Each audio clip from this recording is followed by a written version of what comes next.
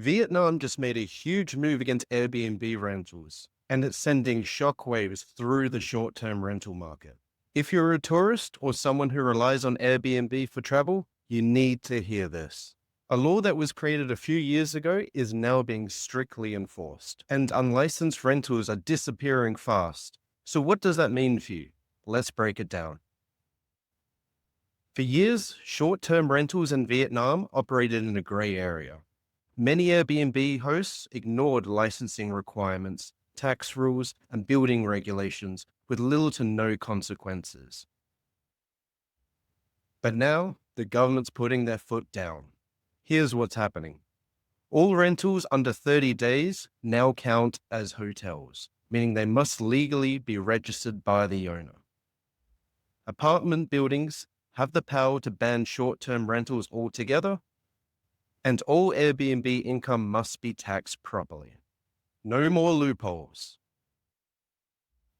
Ho Chi Minh just announced a full-on crackdown, and unlicensed listings are vanishing. Just because you may live in somewhere such as Nha Trang or Da Nang, don't think that it won't happen there. Vietnam seems to be taking a strict stance against unlicensed assets. But why is the government cracking down now?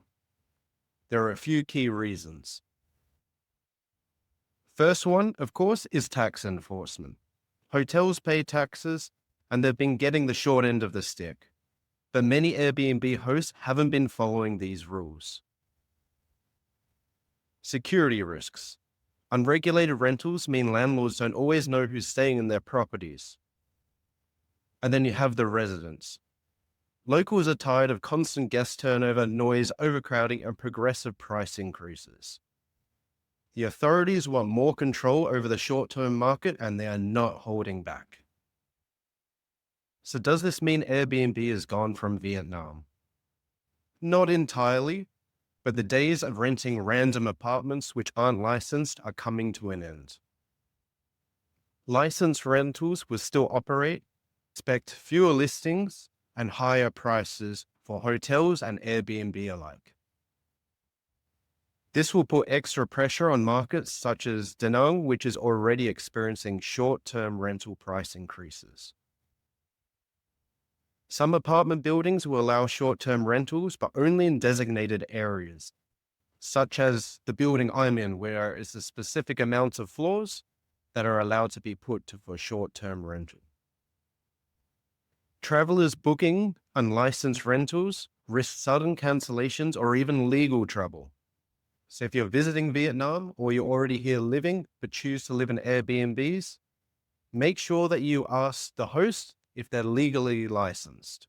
You don't want to be caught in a legal rental when the authorities show up.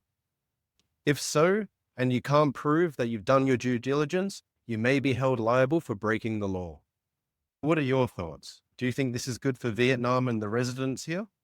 Or do you think this is an unnecessary crackdown which is just going to raise prices even further? Let me know down below.